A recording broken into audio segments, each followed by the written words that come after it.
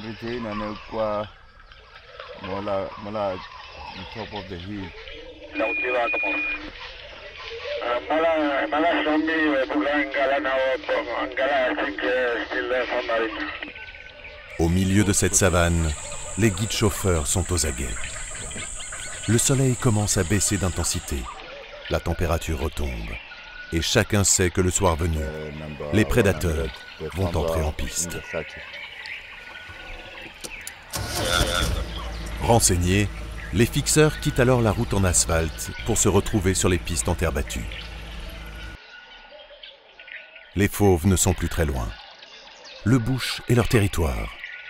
Un monde d'exception s'ouvre à nous.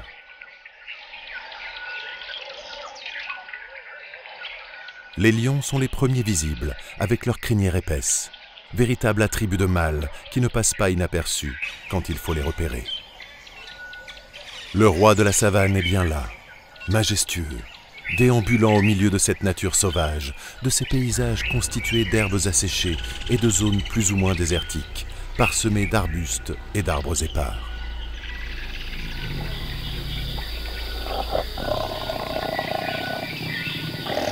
Un félin capable de terrasser n'importe quelle proie.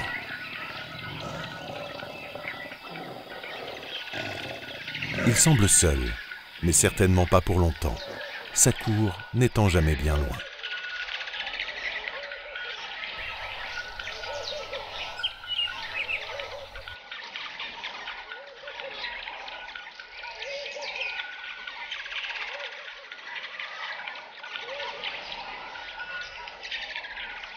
Et pour cause, cet animal mythique est le seul grand félin à vivre en famille, et le suivre est l'assurance de nous amener tranquillement à ses femelles.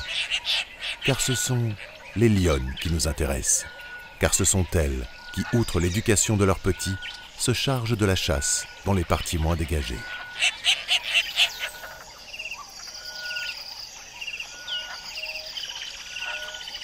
Les lionnes parcourent en nombre ces territoires qui n'en finissent pas.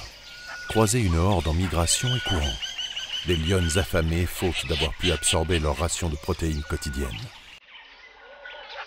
Elles doivent trouver une proie sans tarder. Elles ont faim, cruellement faim. Le soir venu, la chasse est ouverte. Leur résister paraît difficile. Des félins qui avancent souvent cachés par des hautes herbes ou arbustes, en utilisant maints stratagèmes pour se confondre avec le paysage. D'une férocité extrême, ils connaissent de nombreuses techniques de chasse. La concurrence est vive, et les lionnes en connaissent parfaitement les règles. Ces tueuses nées savent que la nature a donné à tous les animaux des moyens pour rester en vie, aussi loin que possible des carnivores.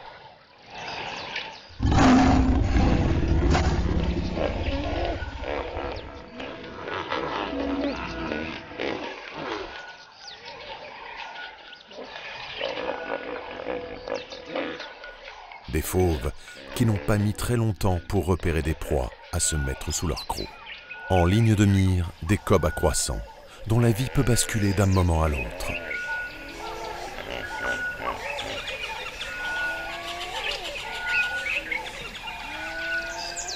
Dans ce monde décidément bien étrange, des animaux finissent toujours par s'égarer d'eux-mêmes et deviennent de ce fait plus faibles, et ainsi la proie idéale pour tous les carnassiers.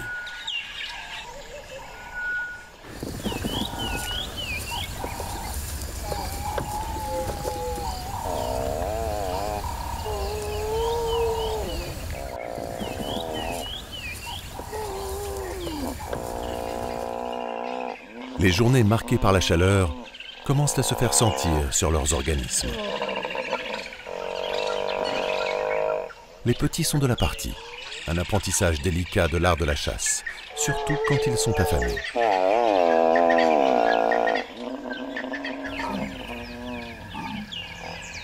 Les mères, encore plus redoutables, sont prêtes à tout pour protéger leur progéniture et leur apporter de la nourriture. Des lionnes, toujours prêtes à bondir, à attaquer à coups de griffes et de crocs le gibier s'il le nécessite. L'heure de vérité ne saurait tarder.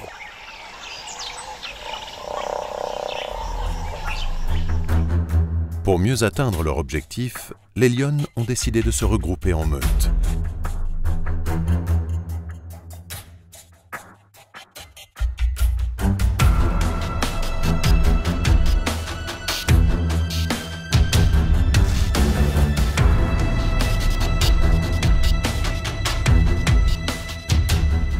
Et de se déployer sur un demi-cercle pour mieux enfermer leur proie et éviter toute fuite.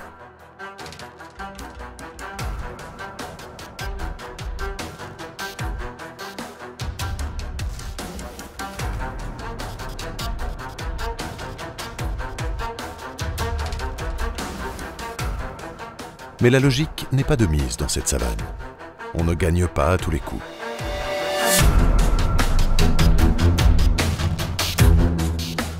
Les antilopes ont pu détaler à temps. Il faut toujours une part de chance. Et pour gagner le droit de vivre, quel que soit l'espace, il faut savoir innover.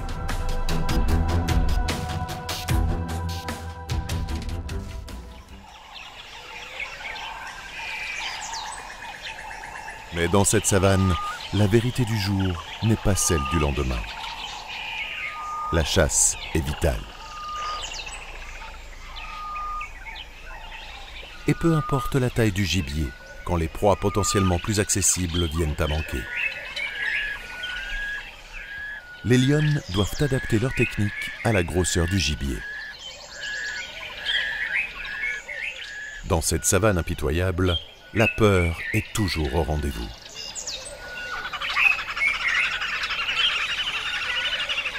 Le danger guette de toutes parts.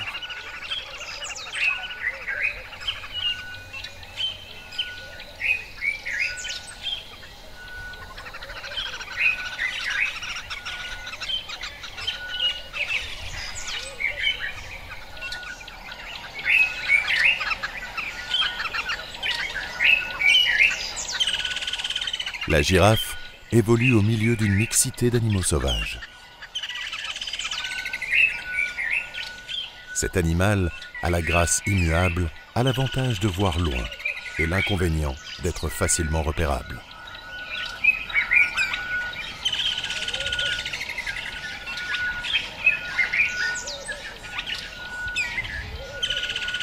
Les lionnes le savent, mais faute de griffes, elles sont prêtes à attaquer ce qu'elles trouvent.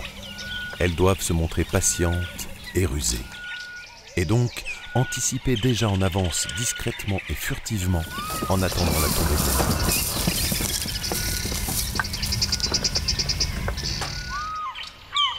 La tension monte. Peu d'animaux sont capables de les affronter et prendre de tels risques. La girafe et sa démarche particulière est redoutable, capable soudainement d'accélérer rapidement. Les lionnes doivent éviter un coup de sabot par ruade qui pourrait être mortel. Oserait-elle s'attaquer au ruminant symbole de toute cette savane? Le soleil s'approche de l'horizon. Les vautours sont sur le qui-vive. Le soleil décline et donne naissance à des couleurs extraordinaires. La moindre faute ne pardonnera pas.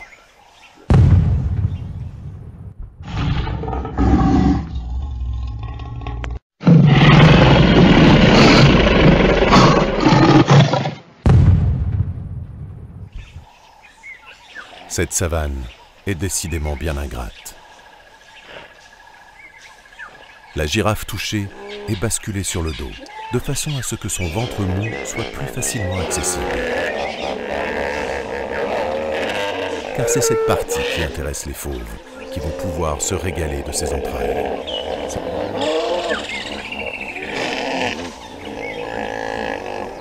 Le festin peut durer plusieurs jours.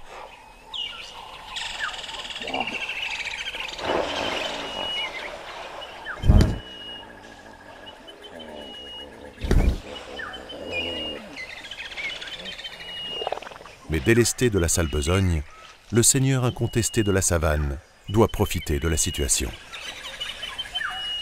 Et fera aussi le bonheur d'autres fauves, à commencer par les hyènes. Accompagnées de leurs petits, comme tous les animaux nécrophages, elles ont senti les cadavres. Leur odorat développé les pousse sur les lieux des carcasses, afin d'avoir la chance d'en récupérer les miettes.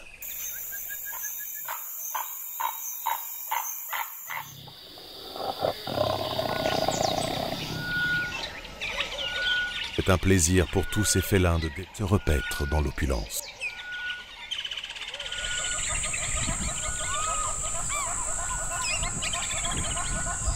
Le seigneur va pouvoir entamer une bonne sieste.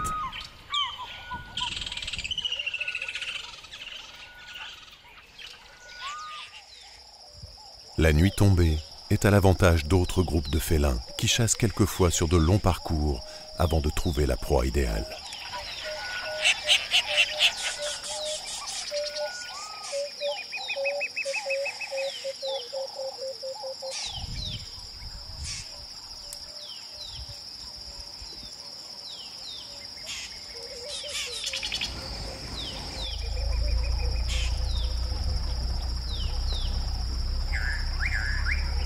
La nuit, la savane peut réserver des surprises.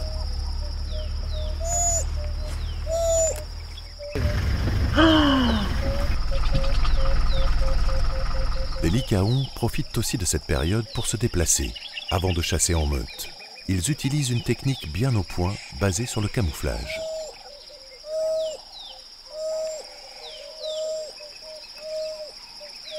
Cependant, leur pelage multicolore complique la donne et les contraint à attendre le lever du jour pour passer à l'action. Il vaut mieux éviter de croiser ces chasseurs redoutables. Tueurs sans pitié, ils éventrent leurs victimes en quelques secondes.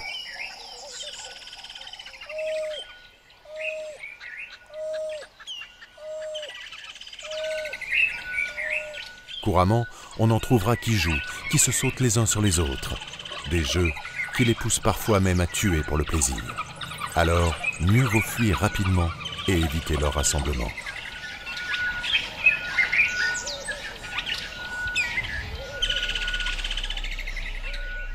La savane africaine a cette particularité qu'on ne sait jamais où on met les pieds. En quelques secondes, la peur et l'angoisse peuvent se transformer en paix et sérénité. Des proies comme les antilopes doivent rester constamment vigilantes, n'ayant que la fuite pour sauver leur peau.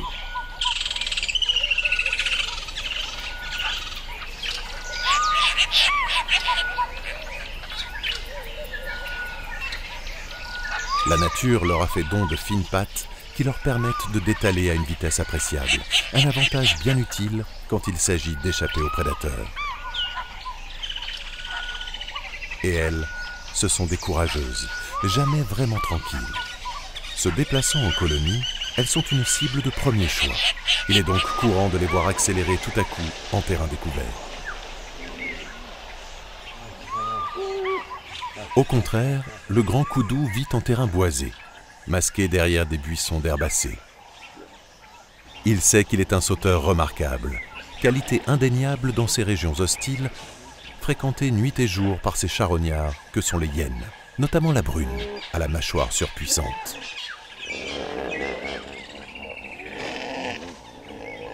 La crainte subsiste, cette hantise de découvrir sur ou sous un arbre un léopard.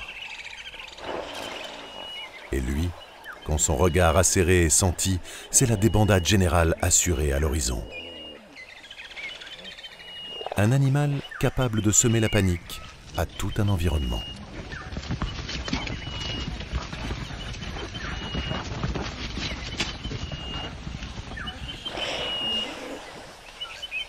Les rhinocéros aussi, pourtant dotés d'une armure redoutable, ont accéléré. Passé la vitesse supérieure, les impalas également, pour fuir, sont prêts à prendre toutes les directions possibles, et quelquefois bien aléatoires.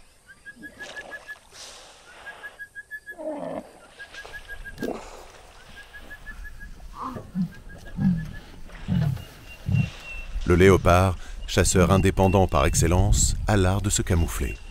Et parfois, il n'est pas tout seul. L'impala repéré commence à gamberger.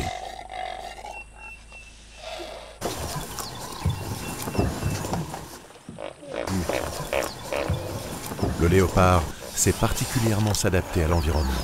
Son corps massif et musclé et sa fourrure jaune et tachetée noire sont un avantage. Il sait qu'il a trouvé une proie facile. Et voilà qu'un concurrent arrive sur les lieux. Le lion. L'impala comprend que la partie va être difficile. Il commence à vivre une montée de stress terrible.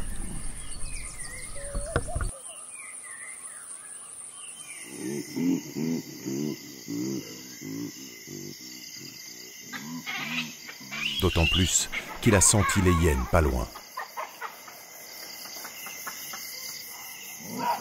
Ses muscles se tendent. Il faut fuir. Mais où?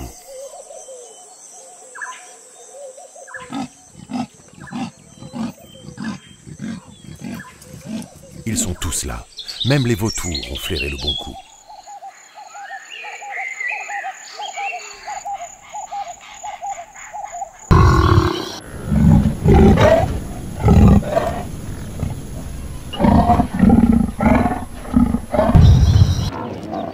La persévérance du léopard est récompensée.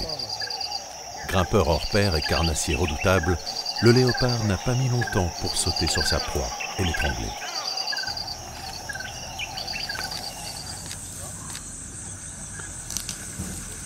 Son premier devoir est de la mettre à l'abri pour tirer les entrailles de sa victime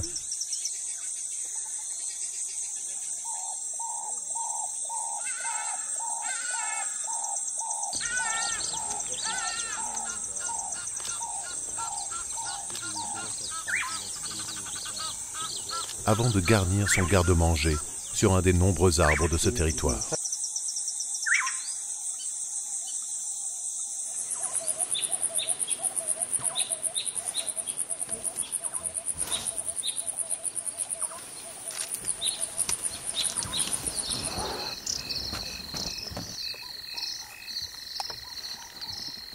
Le léopard est particulièrement intelligent. Il sait qu'il va devoir laisser sa proie.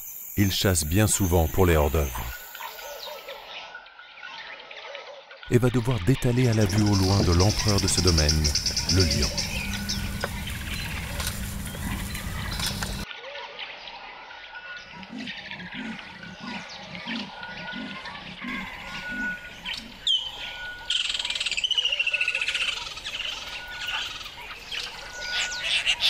Le léopard est contraint de laisser son festin. Le lion l'a vite repéré. Rassuré par l'absence d'autres prédateurs par 2 ou 3 coups d'œil, il va pouvoir se mettre à table tranquillement. Qui va l'en empêcher?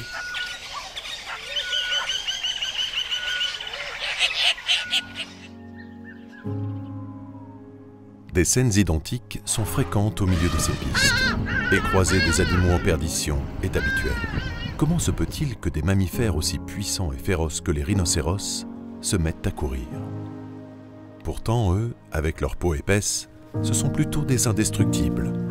Mais ces survivants de la préhistoire sont myopes et gênés par leurs cornes. Ils réagissent à un bruit soudain. Un simple cri, le regard d'un guépard suffisent à les perturber. Dans cette savane, tout le monde craint un peu tout le monde, et la vie est un combat solitaire. Les vautours, eux, attendent toujours leur tour pour se régaler d'une carcasse.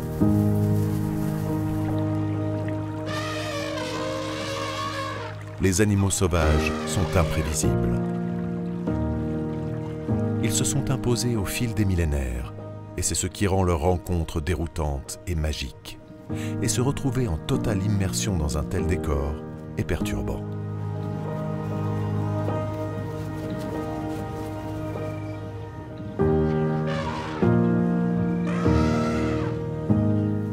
Les félins ont tous un point faible. Le guépard comme les autres est pourtant un animal indispensable au paysage de la savane africaine.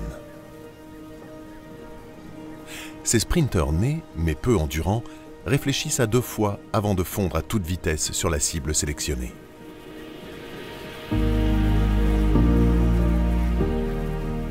Les guépards sont vulnérables et se fatiguent vite, et il est courant de les croiser vagabondant à la recherche d'une proie. Ce sont aussi de piètres combattants. Ils ne sont donc jamais seuls pour chasser une proie potentielle.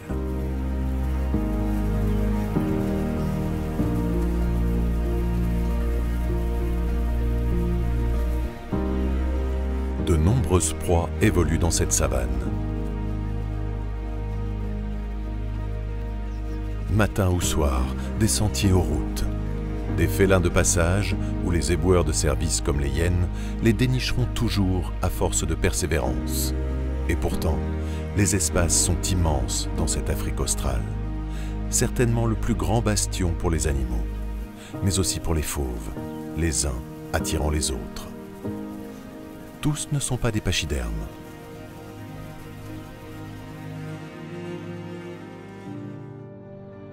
Pour continuer à exister dans cette immensité, il vaut mieux savoir rester sur ses gardes, anticiper, prendre ses jambes à son cou. Vivre dans ce milieu est un art bien difficile.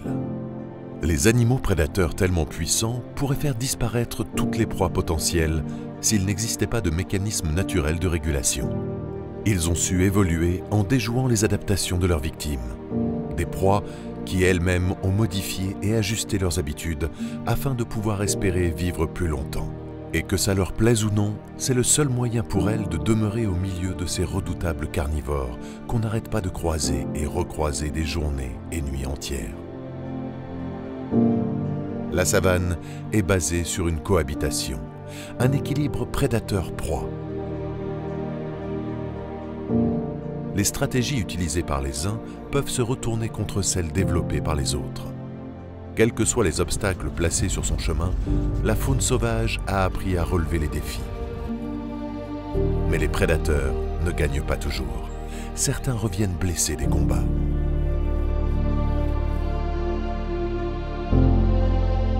Grâce à leur courage, leur énergie, leur adaptabilité, leur hardiesse à toute épreuve, ces proies s'avèrent être des adversaires coriaces. Et comment pourrait-on imaginer une savane dépeuplée qui ferait le malheur des êtres humains? Qu'on le veuille ou non, ces prédateurs font bel et bien partie de notre vie.